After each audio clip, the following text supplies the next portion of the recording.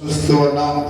మూడవది, అపవాది ఊరిలో చిక్కుకున్న వారు అనేక మంది ఉన్నారు. అపవాది ఊరిలో చాలా మంది చిక్కుకున్న వారు ఉన్నారు. అందుకని మనం చూస్తూ ఉన్నాం. మొదటి తిమోతికి రాసిన పత్రిక 3వ అధ్యాయము 7వ వచనములో ఒక మాట మనం చూస్తూ ఉన్నాం. మరియు అతడు నిందపాలై అపవాది ఊరిలో పడిపోకున్నట్లు సంగమునకు వెలుపటి వారి చేత ఆ మంచి సాక్ష్యమును పొందిన వాడై ఉండవలెను. అంటే ఎవరము కూడా మనము అపవాది ఊరిలో చిక్కుకొనకూడదు. ప్రియా సహోదరి సహోదరుడా, నా వైపు చూడాలి. అపవాది ఊరిలో మనం ఎవరం కూడా చిక్కుకొనకూడదు. ఎందుకంటే ఇందాక ఎవరు ప్రార్థన చేశారు, సాతాను చాలా తెలివైన వాడు, చురుకైన వాడు. ఎవరిని మృంగుదామని వారు ఏం చేస్తుంటారు, వెతుకులాడుతూ ఉంటాడు.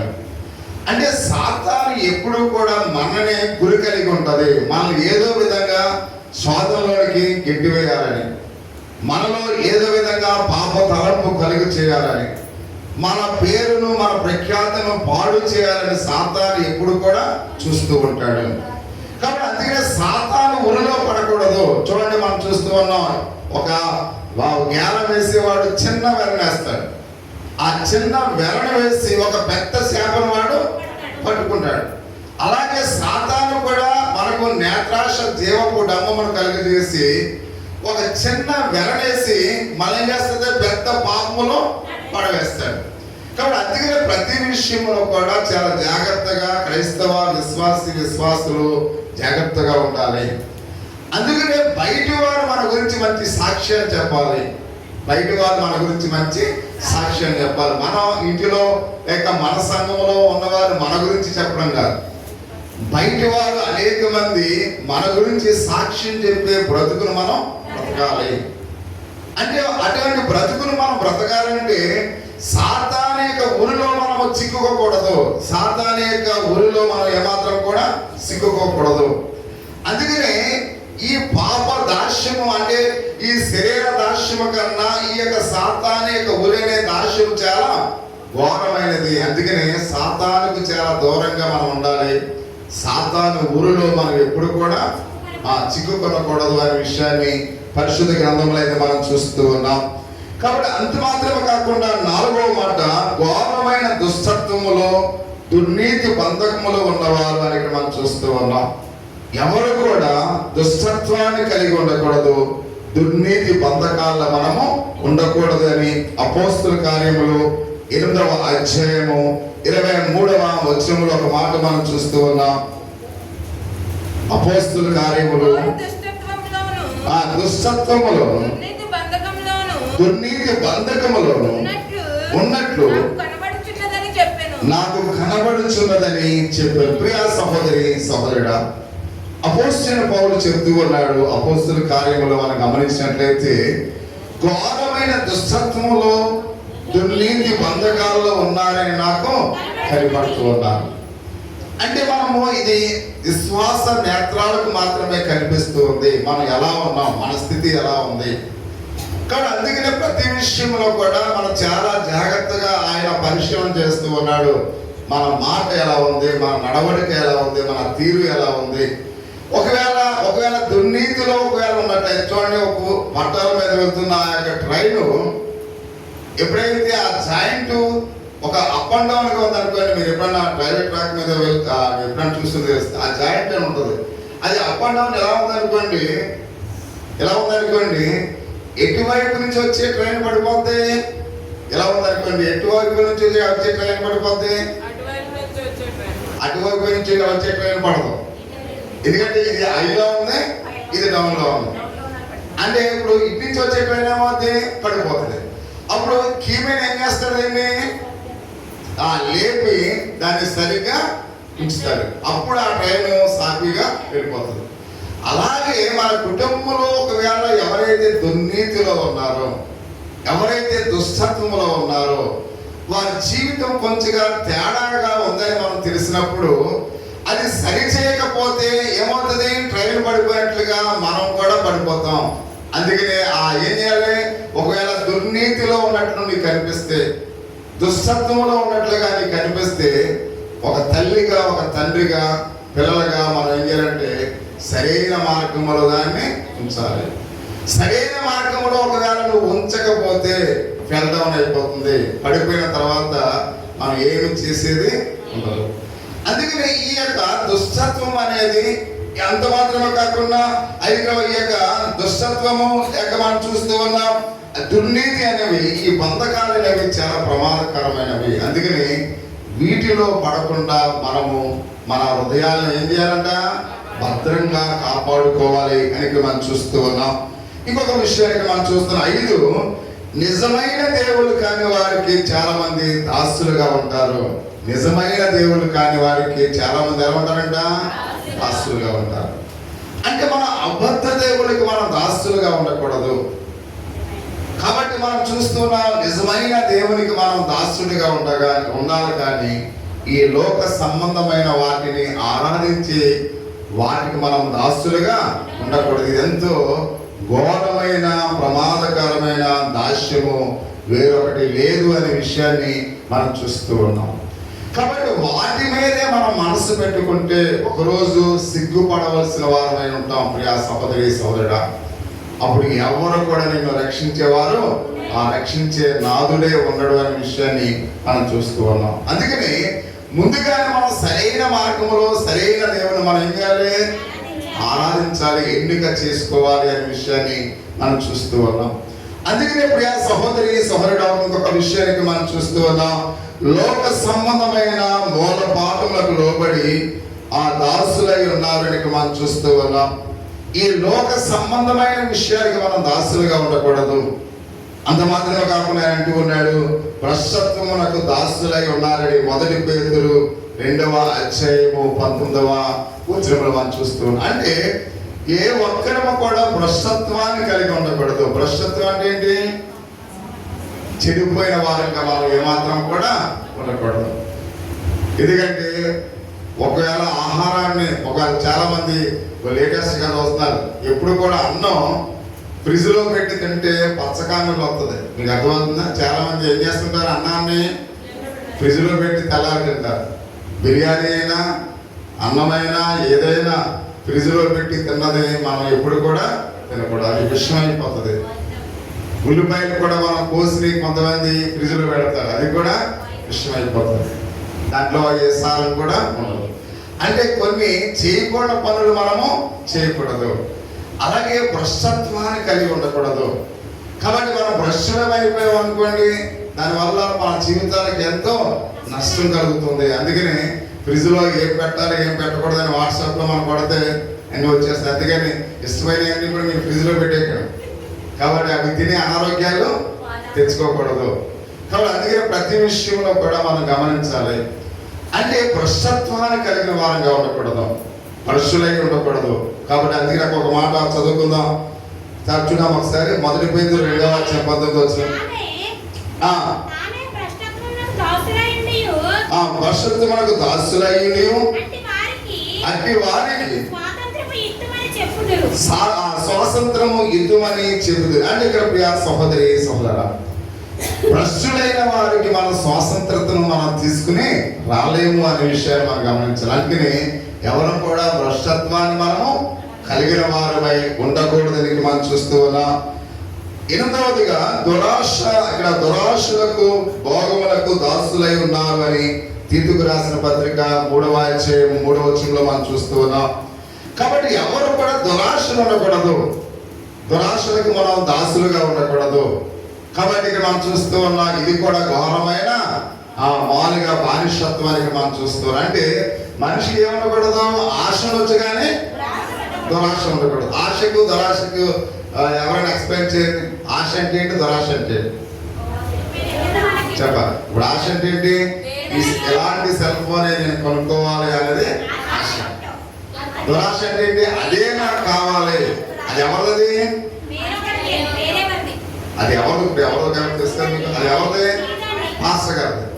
ఇప్పుడు లేచి ఎవరొకరు అదే నాకు కావాలంటే దురాశ. ఆశ వేరే, దురాశ. అంటే ఆశ వచ్చు, ఎలాంటి మామూలుగా భవంతి నాకు ఉండాలని ఆశ వచ్చు. అందుకని ఆ భవంతి నాకు కావాలంటే కుదరదు. అది దురాశ. అంటే చాలా మంది దురాశలకు ఏమవుతారంట, బానిసలైపోతూ ఉన్నారు. ఇది చాలా ఘోరమైనది. అంత మాత్రమే కాకుండా మనం చూస్తూ ఉన్నాం, భోగాలకు దాసులైపోతున్నారు. భోగం అంటే ఏంటి అమ్మా? భోగం అంటే ఏంటి?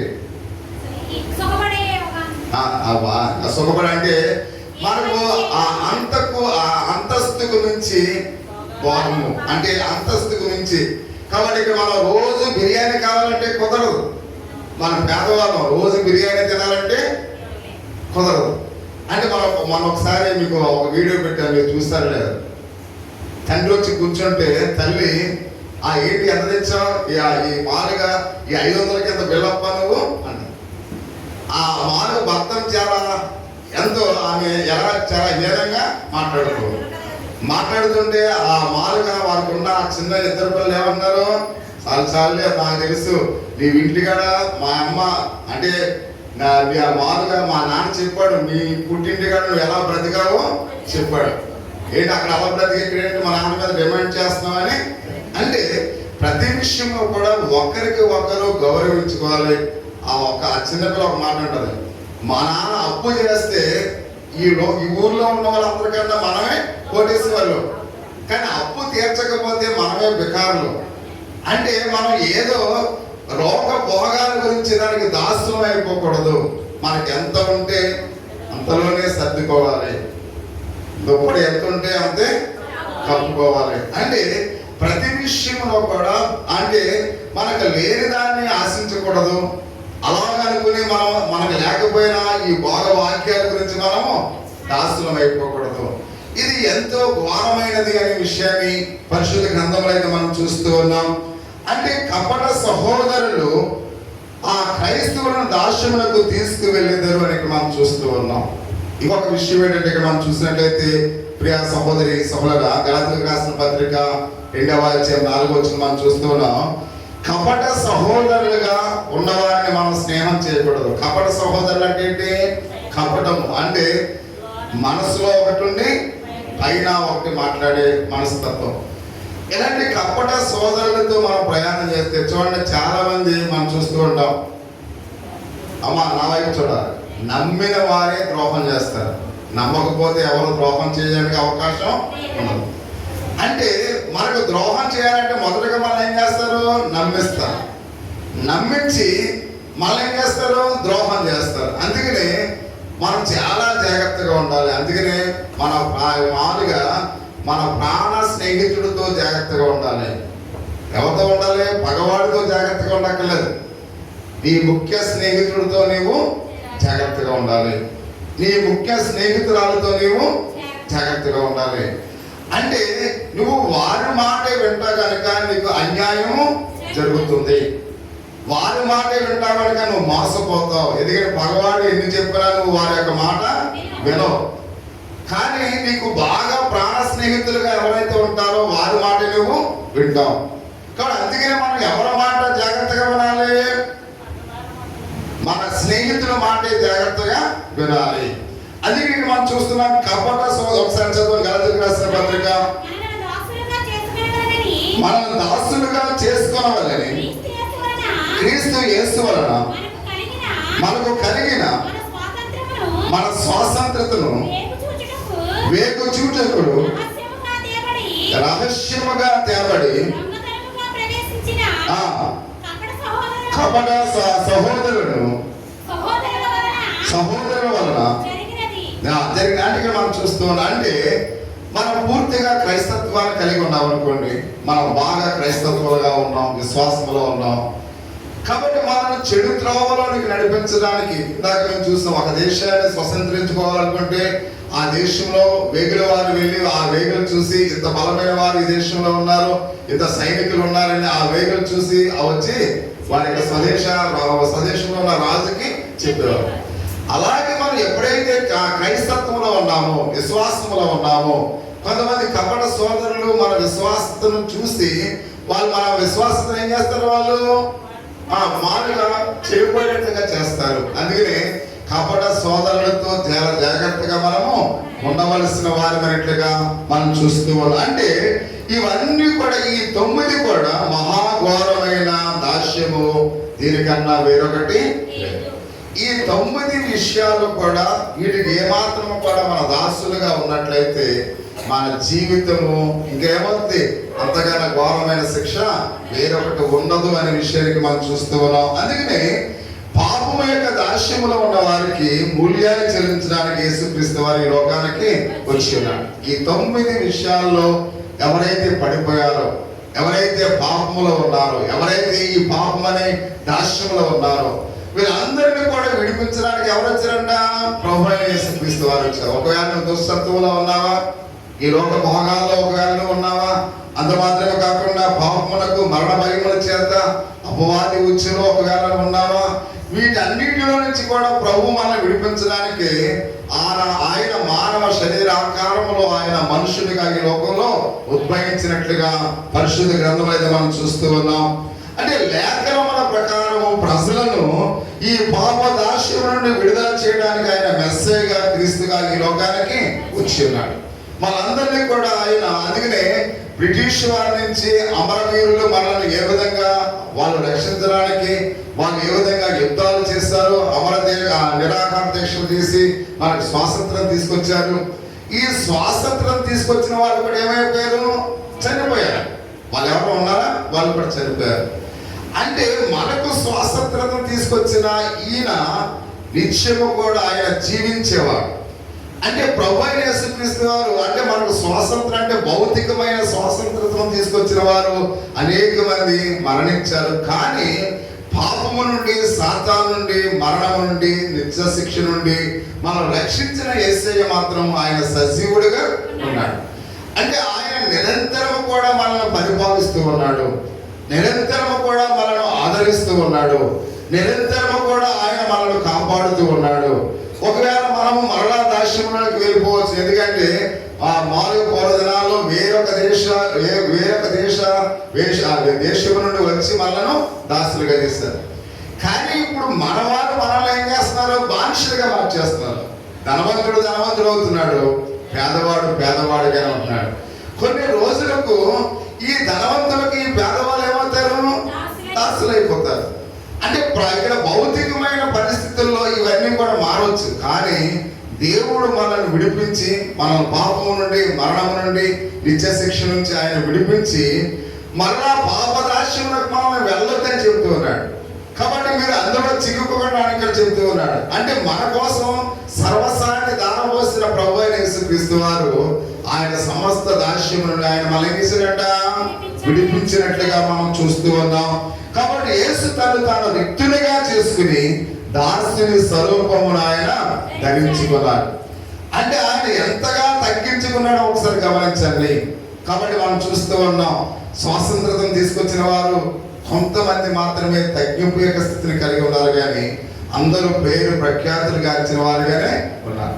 కానీ మనం నమ్ముకున్న యేసయ్య, మనను దాసులుగా ఆయన విడిపించిన యేసయ్య తన్ను తాను రిక్తునిగా, అంటే పరలోకాన్ని విడిచాడు, అధికారాన్ని విడిచిపెట్టాడు, తనకున్న మహిమని విడిచిపెట్టాడు. ఒక దాసుడి కన్నా దరిద్రుడిగా ఆయన ఈ లోకంలో ఉద్భవించినట్లుగా మనం చూస్తూ ఉన్నాం. ఎందుకంటే నిన్ను ఆయన ధనవంతుడిగా చేయడానికి ఆయన దరిద్రుడిగా మారినట్లుగా మనం చూస్తూ ఉన్నాం. అంటే ఆయన ఇచ్చిన గొప్ప రక్షణ బట్టి మనము ఆ పాపదాస్యం అనే కాడి నుండి మనను ఆయన విడిపించాడు అనే విషయానికి మనం చూస్తూ ఉన్నాం. అందుకని క్రీస్తు స్వాతంత్రం తెచ్చినట్లుగా గలతీయులకు రాసిన పత్రిక 5వ అధ్యాయము 1వ వచనంలో చూస్తున్నాం. చూడవలసిన కానీ అంటే క్రీస్తే మనకు ఏం తీసుకొచ్చాడు? స్వాతంత్రం తీసుకొచ్చాడు. అంటే మనం స్వేచ్ఛగా, అంటే పాపము నుంచి మనం విడుదల పొందాం, సాతాను నుండి విడుదల పొందాం, మరణము నుండి విడుదల పొందాం. అంటే మనకు దేవుడు ఒక స్వాతంత్రం ఇచ్చాడు. ఎందుకంటే యేసుక్రీస్తు వారు ఇవ్వక ముందు పాపానికి దాసులుగా ఉన్నాం, మరణ భయముల చేత మరణానికి దాసులుగా ఉన్నాం. అంటే సాతానికి, మరణానికి, లోకానికి మన దాసులుగా ఉన్న మనలను ఆయన ఏం చేసినట్ట మనకు స్వాతంత్రం ఇచ్చినట్లుగా మనం చూస్తూ ఉన్నాం. అంటే అక్కడ క్రైస్తవులు పాపదాస్యం నుండి విడుదల పొందారు. దేని నుండి విడుదల పొందే? మనం పాపదాస్యం నుండి మనం విడుదల పొందినట్టుగా మనం చూస్తూ ఉన్నాం. అందుకనే క్రైస్తవులు భయపడకు దాస్యపు ఆత్మను పొందలేదు అని మనం చూస్తూ ఉన్నాం. ఆయన మనము దత్తపుత్రులుగా మనం చేసుకున్నాడు. అంటే ఆయన మనకు ఎలా ఉన్నప్పుడు దత్తపుత్రులుగా ఉన్నాం. అందుకనే క్రీస్తులకు మనం కుమారులుగా కుమార్తెలుగా ఉన్నాం కనుక ఇంకా భయపడవలసిన పని మనకు లేదు అనే విషయానికి మనం చూస్తూ ఉన్నాం. అందువల్ల మూల్యము చెల్లింపబడి ఇప్పుడు దేవునికి దాసులుగా ఉన్నాం. ఆయన మనం ఎలా సంపాదించాడంట? మూల్యాన్ని చెల్లించాడు. మూల్యం అంటే ఏంటి? మూల్యము అనేది మూల్యము అంటే మూల్యము మూలుగులు కాదు, మూల్యము. తెలుగు బాగా చదువుకోవాలి. మూల్యము అంటే ఏంటి? వెల చెల్లించుట అంటే మనం చూస్తున్నాం. అంటే దానికి వెలను చెల్లించు. అంటే ఆ మూల్యము అనే మాట చాలా విలువైనది. కాబట్టి మనం తాకట్టులో ఉన్న బంగారాన్ని మనం ఏం చేస్తాం? మూల్యాన్ని చెల్లించి అంటే కొంత ధనాన్ని ఇచ్చి తిరిగి తీసుకుంటాం. అంటే ఒకవేళ వాడు ముందే చెప్తాడు, ఇత్తడిగా మాలుగా వెండిగా అయితే 3 నెలలు, బంగారానికి అయితే సంవత్సరం. కాబట్టి ఒకవేళ ఈ సంవత్సరం కాలంలో మీరు రాకపోతే ఈ బంగారం వేలం వేయబడుతుంది. అంటే మనం ఆ కాలంలో వెళ్ళకపోతే ఆ బంగారం మంది కాదు. అలాగే మనం పాపం అనే దాస్యం కింద ఉన్నాం, సాతాను అనే దాస్యం కింద ఉన్నాం, మరణం అనే దాస్యం కింద ఉన్నాం. కాబట్టి ఇంకా మనకి ఏమాత్రం కూడా స్వాతంత్రత లేదు. ఎవరు కూడా మనలో ఉన్న వాళ్ళు ఎవరు కూడా విడిపించే అర్హత ఎవరి దగ్గర కూడా లేదు. అంటే ఆయన అటువంటి తాకట్టులో ఉన్న మనల్ని ఏం చేశాడు? మూల్యాన్ని చెల్లించి మనను కొన్నాడు. ఆయన మనను కొన్నాడు. ఆ మూల్యం ఏం చెల్లించాడు? తన ప్రాణాన్ని, తన రక్తాన్ని, ఆయన వెలలేని రక్తాన్ని మన కోసం ఆయన వెచ్చించి కొన్నాడు అనే విషయాన్ని పరిశుద్ధ గ్రంథంలో అయితే మనం చూస్తూ ఉన్నాం. అందుకని దేవుని చేత కొనబడిన క్రైస్తవ విశ్వాసులందరూ కూడా ఇప్పుడు ఎవరు దాసులై ఉన్నారు? దేవుని దాసులై ఉన్నారు. అంటే ఆయన మనం ఫ్రీగా తీసుకోలేదు. నీకు అర్థమవుతుందా? అమ్మా నా వైపు చూడాలి. ఆయన మనం ఫ్రీగా తీసుకోలేదు, వెలబెట్టి మనను కొన్నాడు. ఆయన తన విలువైన రక్తాన్ని, విలువైన ప్రాణాన్ని పెట్టి మనల్ని కొన్నాడు. ఇప్పుడు ఈ సెల్ ఫోన్ కొన్న తర్వాత అది నాది. అర్థమవుతుందా? ఆ సెల్ ఫోన్ నేను కొన్నాను కాబట్టి అది నాది. దాని మీద సర్వ అధికారము నాకే ఉంది. అలాగే మనల్ని ఎవరు కొన్నారు? క్రీస్తు కొన్నాడు. ఇప్పుడు మనం ఎవరు? క్రీస్తు వాడు. అంటే క్రీస్తుకు మనం ఎలా ఉన్నాం? దాసులు అయి ఉన్నాం. అంతేగాని నేను మామూలుగా నేను దాసుని కానంటే కుదరదు. ఎందుకంటే ఆయన నీకోసం తను వెల చెల్లించాడు. ఆయన నీకోసం తన ప్రాణాన్ని ప్రాణముగా పెట్టాడు. అంటే ఇక్కడ క్రైస్తవ విశ్వాసులందరూ కూడా ఇప్పుడు ఎవరికి చెందినవారు? క్రీస్తుకు చెందినవారు. అందుకే ఇక్కడ మనం చూస్తున్న చదవవసరం కానీ 1 కొరింథీయులకు రాసిన పత్రిక 6వ అధ్యాయము 19 నుంచి 20 వచనాలు మనం చూసినట్లయితే ఆయన మాట్లాడుతున్నాడు. దేవుని చేత కొనబడిన వారు కనుక క్రైస్తవులందరూ కూడా ఆయనకు దాసులై ఉన్నారని మనం చూస్తూ ఉన్నాం. అంటే వారందరూ కూడా దాసులై ఉన్నారు. ఎవరికి? దేవునికి దాసులు. మనందరం కూడా ఎవరికి దాసులు? దేవునికి దాసులమై ఉన్నాం, క్రీస్తుకు దాసులమై ఉన్నాం. కాబట్టి ఇతరులకు మనము దాసులై ఉన్నాము అనే విషయానికి మనం చూస్తున్నాం. అంటే ఆయన మనల్ని వెలబెట్టి కొన్నాడు కనుక మనం క్రీస్తుకు దాసులమై ఉన్నాం, దేవునికి దాసులమై ఉన్నాం. అంత మాత్రమే కాకుండా ఇతరులకు కూడా మనం దాసులమై ఉన్నాం. ఇతరులకంటే ఎవరు? అంటే మనము పొరుగు వారికి కూడా మనము దాసులమై ఉన్నాం. అంటే ప్రభువైన యేసుక్రీస్తు చూడండి, ఆయన మనకు దాసులుగా ఉన్నాడు. ఆయన మనకు దాసులుగా ఉండి మన కోసం తన ప్రాణాన్ని చెల్లించి ఆయన మనల్ని కొన్నాడు కనుక మనము క్రీస్తునకు దాసులమై ఉన్నాం.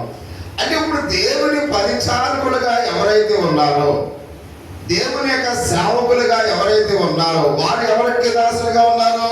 ఇప్పుడు నేనున్నాను. ఇప్పుడు నేను ఎవరికి దాసులుగా ఉన్నాను? మీకు యజమానిగా లేను నేను. మీకు అర్థమవుతుందా? మీకు యజమాని కాదు నేను, మీకు నేను దాసుడినై ఉన్నాను. అంటే ఎవరైతే ప్రాముఖ్యమైన స్థానంలో ఉండాలని ఆశపడుతూ ఉన్నారో అట్టివాడు మొదటగా ఏమై ఉండాలంట? దాసుడై ఉండాలి. అంటే అందుకనే మినిస్టర్ అనే పదం సేవకుడు అనే అర్థం. మీకు అర్థమవుతుందా? మినిస్టర్ గారు అంటే మనం ఏమనుకుంటాం? మన మీద అధికారం అనుకుంటాం, కానీ అది కాదు దాని అర్థం. మినిస్టర్ అంటే మనకు సేవకుడు. మినిస్టర్ అనే పదం దానికి అర్థం ఏంటి? మనకు సేవకుడు. అంటే మనము ఏ పని చెబితే ఆ పని ఆ మినిస్టర్ చేయాలి.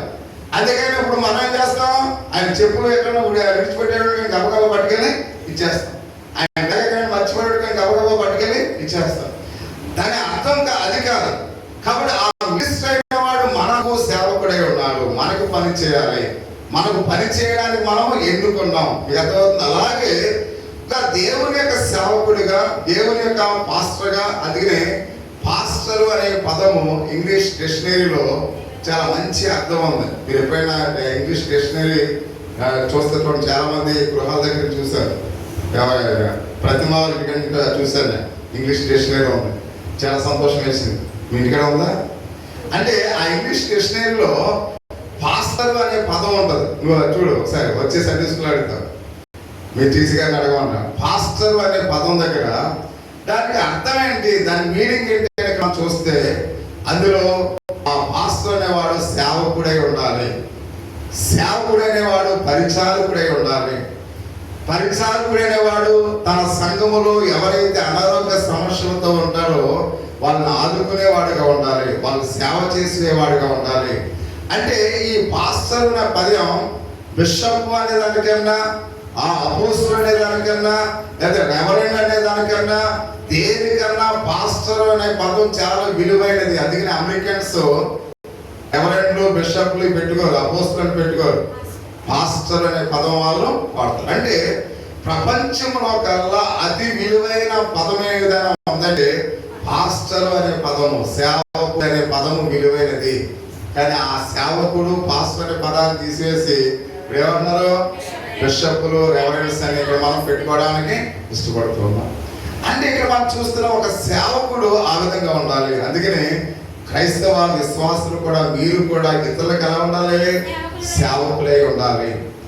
ఎందుకంటే ప్రభు మనకు సేవకుడిగా ఉన్నాడు, ప్రభు బిడ్డలుగా మనము ఇతరులకు సేవకులుగా ఉన్నాం. అందుకని మదర్ తెరీసా అంత ఉన్నతమైన స్థితిలో ఉన్నప్పుడు కూడా ఆమె సేవకురాలుగా ఉండి తన దేశాన్ని విడిచిపెట్టి భారతదేశంలో ఉన్న అనేక మంది కుష్టి వ్యాధి కలిగిన వారికి పరిచర్య చేసింది, కుష్టి వ్యాధి కలిగిన వారికి అనేకమైన అద్భుతమైన కార్యాలు చేసింది. ప్రియా సహోదరి సహోదరుడు, అందుకని సేవ చేయడం మహాభాగ్యంగా మనం ఎంచుకోవాలి. అందుకనే వృద్ధాప్యంలో తల్లిదండ్రులు ఒకవేళ మంచం మీద ఉంటే వాళ్ళ సేవ చేయడం ఎంతో గొప్ప భాగ్యం. చాలా మంది అనుకుంటారు, అసహించుకుంటారు.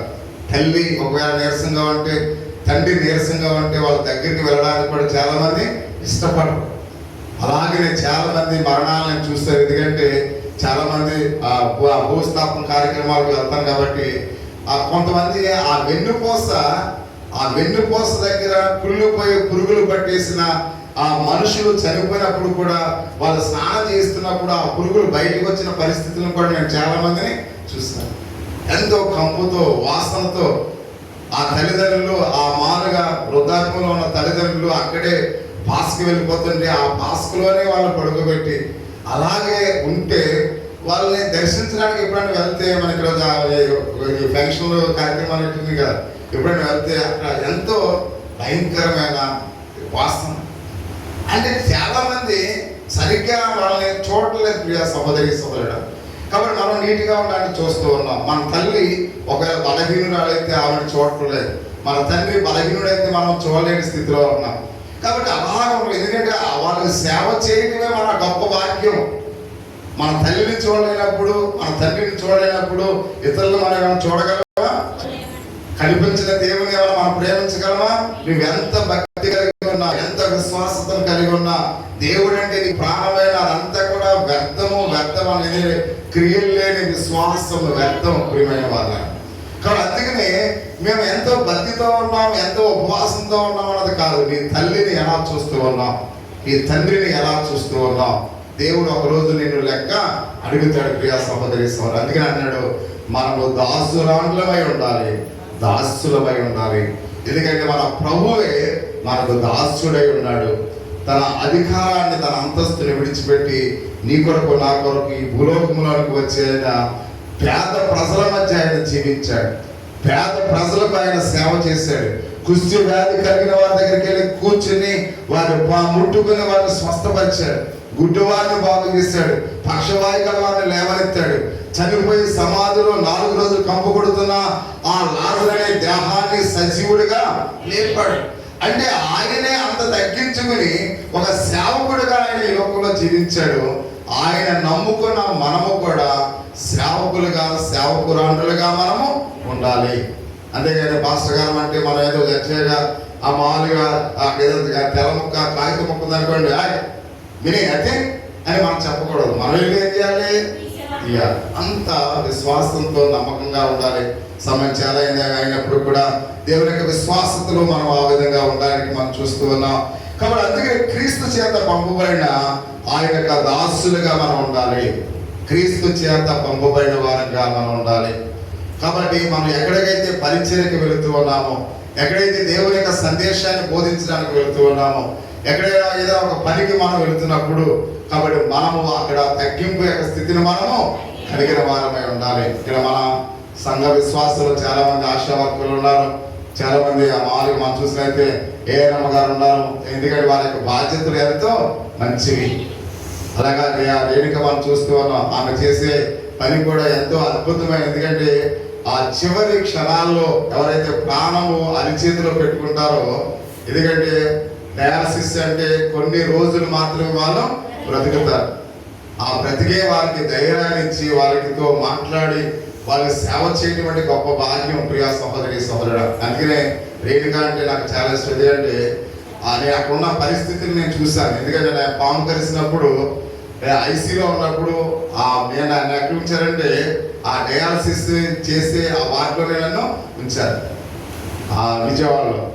వాళ్ళు పడ్డ బాధ, వాళ్ళ కేకలు, వాళ్ళ అరుపులు. ఎందుకంటే ఆ సూది ఇక్కడ గుచ్చుతారు. డయాలసిస్ అంటే ఇక్కడ గుచ్చుతారు అనమాట. ఇక్కడ గుచ్చితే ఒకసారి ఆ నరము దొరకకపోతే నరక యాతన. అందుకనే చాలా షుగర్ కంట్రోల్లో ఉండాలి.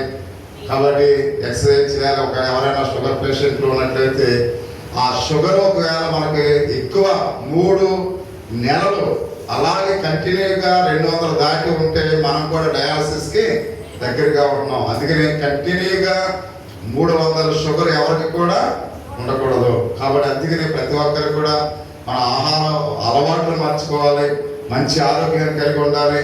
కాబట్టి మనము ప్రతి ఒక్కరు కూడా సేవ చేసేవారిగా మనం ఉండాలి. ఆ విధంగా ప్రతి ఒక్కరు కూడా ఆశా వర్కర్లు కానీ ఏఎన్ఎం గారు కానీ మీరు చేసే సేవను సంతోషంగా ప్రభుత్వం మేము చేస్తూ ఉన్నాం అని ఒక మంచి ఆలోచనతో, మంచి ఫీలింగ్తో మనం చేసినప్పుడు దేవుడు బహుగా మన కుటుంబాన్ని ఏం చేస్తాడు?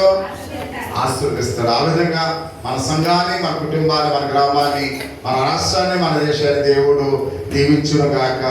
ఆమేన్. కొంత సమయం అయింది, క్షమించండి. ఎందుకంటే మీ అందరికీ అర్థం